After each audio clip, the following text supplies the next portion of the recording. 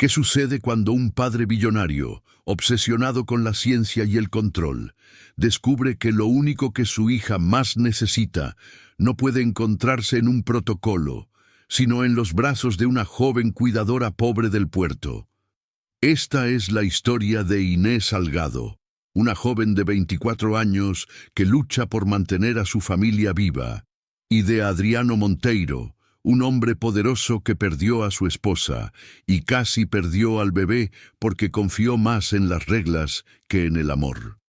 Cuando la tradición y la ciencia chocan, en una mansión de Lisboa, los secretos son revelados, el orgullo es destrozado y la supervivencia de una niña queda pendiendo de un hilo. Quédate con nosotros para ver cómo el coraje de una mujer común transformó no solo a una familia rota, sino también a un imperio. Por favor, compártenos también desde qué país nos estás escuchando y no olvides suscribirte a nuestro canal. En Oporto, Portugal, la joven de 24 años, Inés Salgado, vivía en un pequeño y desordenado apartamento con su frágil tía, Elvira, y su hermano menor, Miguel, un estudiante de primer año de ingeniería en la Universidad de Oporto. Desde la muerte de sus padres, Inés cargaba con el peso de la familia. Trabajaba en turnos interminables como cuidadora, ganando apenas lo suficiente para pagar los medicamentos de Elvira y la matrícula universitaria de Miguel. Todas las mañanas, al salir del apartamento, susurraba para sí misma: solo un día más, solo un sacrificio más. Pero en el fondo temía estarse hundiendo. Entonces, una noche apareció un anuncio que parecía casi irreal. Se necesita niñera residente en Lisboa, salario excepcional, obligatorio seguir estrictamente los protocolos de cuidados. El empleador era Adriano Monteiro, un magnate de la tecnología cuyo rostro aparecía con frecuencia en revistas de negocios. Su fortuna provenía de la creación de sistemas avanzados de inteligencia artificial para los mercados financieros, y su empresa empleaba a miles. Sin embargo, detrás de la imagen glamorosa, Adriano era un hombre vacío por el dolor. Su esposa, Luía, había muerto en el parto, dejándolo solo con su hija bebé, Clara, ahora de 8 meses. Cuando Inés entró por primera vez en la mansión de los Monteiro, en los acantilados de Lisboa, con vista al río Tajo, sintió como si hubiera entrado en otro mundo. El suelo de mármol brillaba, las paredes de vidrio revelaban el océano más allá y todo olía a desinfectante y acero pulido. Adriano la recibió fríamente, con la misma precisión que llevaba a la sala de juntas. «Aquí todo sigue protocolo», dijo, entregándole un grueso manual. «Mi difunta esposa, Luía, dejó instrucciones detalladas para los cuidados de Clara. Las seguirás al pie de la letra. Horarios de alimentación, horas de sueño, ejercicios de estimulación, cada detalle importa». Era alto, impecablemente vestido, con rasgos rígidos que reflejaban disciplina y agotamiento. Su voz no transmitía ningún calor. Inés sintió su corazón hundirse. Ya había criado bebés antes. Sabía que, a veces, el amor importaba más que las instrucciones.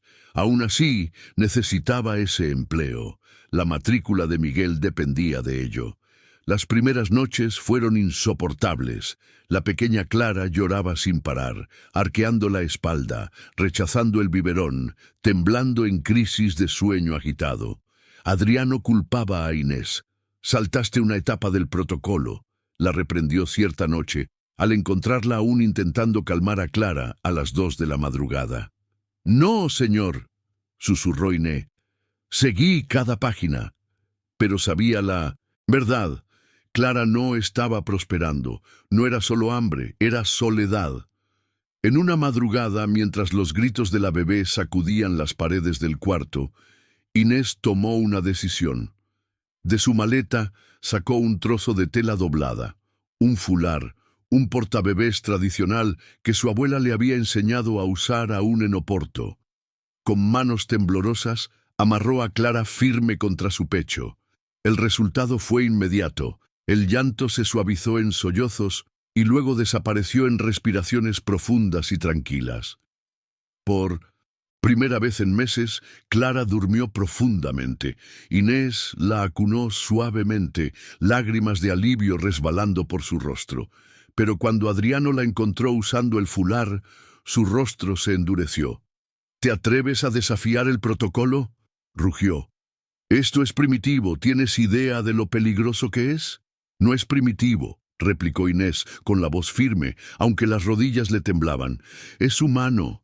Ella necesita proximidad, necesita sentirse segura. La mandíbula de Adriano se contrajo. Estás despedida. Haz tus maletas. Hoy. Con el corazón roto, Inés besó la frente de Clara una última vez. Perdóname, mi ángel. Yo quería quedarme. Entonces dejó la mansión, agarrando su maleta, con el corazón partido en dos. Días después, el estado de Clara empeoró. Rechazaba la comida. Palideció y sus llantos se volvieron débiles y roncos. Los médicos no encontraron ninguna enfermedad. Fallo de crecimiento, dijo el doctor Benicio, moviendo la cabeza. Falta algo esencial: el vínculo. Desesperado, Adriano investigó en Internet. Para su sorpresa, encontró numerosos estudios médicos que probaban que Inés tenía razón. El contacto piel con piel, llevar al bebé junto al cuerpo y ofrecer calor no eran superstición, sino necesidades respaldadas por la ciencia para el desarrollo saludable. Por primera vez en años, Adriano admitió que estaba equivocado. Su riqueza, su inteligencia, los protocolos de su esposa, nada podía sustituir la sabiduría ancestral simple que Inés llevaba en su corazón. Él mismo condujo hasta Oporto, llegando al pequeño apartamento donde Miguel estudiaba en la mesa de la cocina y tía Elvira dormitaba en un sillón gastado. Inés abrió la puerta, sorprendida al verlo allí con Clara en brazos, el rostro delgado de tanto llorar. «Por favor», dijo Adriano con la voz quebrada, «vuelve no como empleada, sino como la vida de Clara. Respetaré tu manera. Solo sálvala». Inés vaciló, con el orgullo herido y los ojos cautelosos. Pero cuando Clara extendió sus deditos hacia ella, su resistencia se derritió. Amarró nuevamente a Clara contra su pecho y casi de inmediato la bebé suspiró y cerró los ojos. Adriano lloró en silencio. Era la primera vez que alguien lo veía llorar desde el funeral de Luía. A partir de entonces, las cosas empezaron a cambiar de maneras que Adriano jamás habría podido prever. Ya no veía el fular como un trozo de tela, sino como símbolo de algo que siempre le había faltado: calor, pertenencia, humanidad. Cada día observaba cómo las mejillas de Clara volvían a sonrojarse. Sus noches inquietas daban lugar a un sueño tranquilo. Sus manitas agarraban la tela como si fuera una extensión del abrazo de la madre. La primera vez que rió, una risa verdadera resonó por los pasillos de mármol como música. Adriano quedó paralizado, dándose cuenta de que no escuchaba risas en su casa desde la muerte de Luía. Pero no fue solo Clara quien se transformó. El propio Adriano empezó a ablandarse. Donde antes su vida estaba regida por hojas de cálculo y protocolos, comenzó a notar los pequeños detalles, la forma en que los ojos de Clara seguían a Inés con pura confianza, el ritmo suave de las canciones de cuna entonadas en la cocina, la alegría en tradiciones que nunca habían formado parte de su mundo. En casa, las rutinas frías se aflojaron, el desayuno ya no era silencioso. Inés contaba historias de Oporto y Adriano se veía sonriendo, a veces incluso riendo. Empezó a conversar con Miguel sobre proyectos de ingeniería, viendo en el joven el mismo hambre de conocimiento que él mismo había tenido. La casa, antes estéril, volvió a tener vida. En la empresa, Adriano también cambió. Comenzó a escuchar más atentamente las voces que antes despreciaba. Empleados inmigrantes, padres solteros, trabajadores mayores, cuya sabiduría venía no de los libros, sino de la vida. Les preguntaba sobre tradiciones, sobre equilibrio, sobre familia. Poco a poco, su corporación evolucionó de una fortaleza de eficiencia fría a un lugar donde la conexión humana importaba tanto como la ganancia. Y cada día que pasaba, sus sentimientos por Inés se profundizaban. Al principio, era gratitud por salvar a Clara, por devolver la luz a su hogar. Después, admiración por su fuerza, por su humildad, por negarse a dejar que la pobreza le robara la dignidad.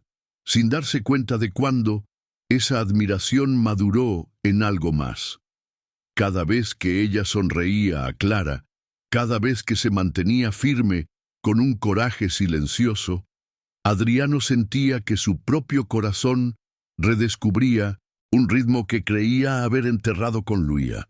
No fue repentino, fue un florecimiento lento y constante, como la primavera tras el invierno más largo. Años después, la mansión en Lisboa ya no parecía un museo estéril. Resonaba con risas, canciones de cuna y el olor de caldo verde hirviendo en la cocina. En la terraza, con vista al océano Atlántico, Adriano e Inés estaban de la mano, observando a Clara correr tras los primos de Miguel en el jardín. Su boda había sido simple, pero hermosa, una mezcla de elegancia moderna y tradición ancestral, con Clara llevando el mismo fular que un día salvó su vida. Inés había llegado a Lisboa como una cuidadora desesperada. Se había convertido en algo mucho mayor, el corazón que curó a una familia, el puente entre pasado y futuro.